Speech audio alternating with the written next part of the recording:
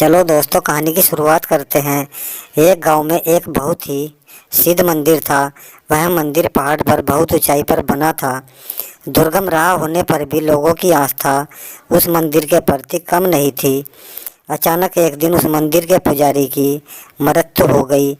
मंदिर के संचालकों को नए पुजारी की ज़रूरत थी, अतः उन्होंने घोषणा की कि मंगलवार को पुजारी के पद पर हेतु साक्षात्कार लिया जाएगा। चूँकि मंदिर के पुजारी की काफ़ी आमदनी थी, इसलिए कई पुजारी मंगलवार के दिन साक्षात्कार हेतु मंदिर पहुँचे। संचालन समिति ने सबसे साक्षात्कार किया। कुछ देर बाद एक युवक वहां आया। उसने साधारण से कपड़े पहन रखे थे और माथे पर सिंदूरी तिलक लगा रखा था। उसे देखकर समिति के एक सदस्य ने कहा, तुम्हें इतनी देर कैसे हो गई? साक्षात्कार तो समाप्त हो चुका है। वह बोला, कोई बात नहीं, मैं भगवान के दर्शन ही कर लूँगा। पर तुम्हें देर कैसे हो गई? एक दूसरे सदस्य ने पूछा।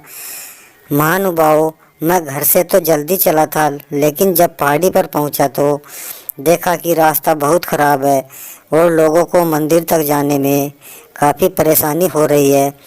अतः मैं उस रास्ते के पत्थर हटाने लगा, इसलिए देर हो गई। उसकी बात सुनकर संचालन समिति के सदस्य प्रभावित हुए। उन्होंने आपस में सलाह की। फिर उससे पूछा, क्या तुम्हें पूजा करनी आती है? जी, ठाकुर जी को स्नान कराकर धूप बत्ती करना और भोग लगाना तो मुझे आता है। शंख भी बजा लेता हूँ। मंत्र पढ़ना जानते हो? भगवान को स्नान कराने, धूप बत्ती जलाने, भोग चढ़ाने के लिए कोई मंत्र होते हैं? यह तो मुझे मालूम नहीं।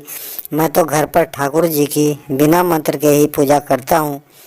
यह सुनकर वहाँ उपस्थित शेष ब्राह्मण हंसने लगे और उसका मजाक उड़ाने लगे।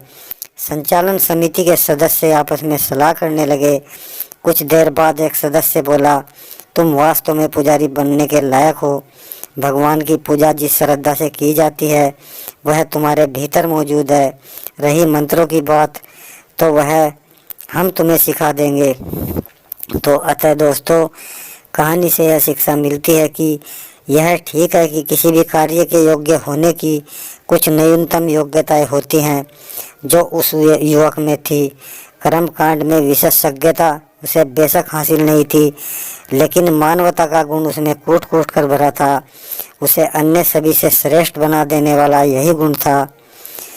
दोस्तों, अगर कहानी पसंद आई हो तो इसे लाइक, शेयर, सब्सक्राइब करना और बेल आइकन को प्रेस कर लेना, जिससे आने वाली वीडियो की नोटिफिकेशन मिलती रहे।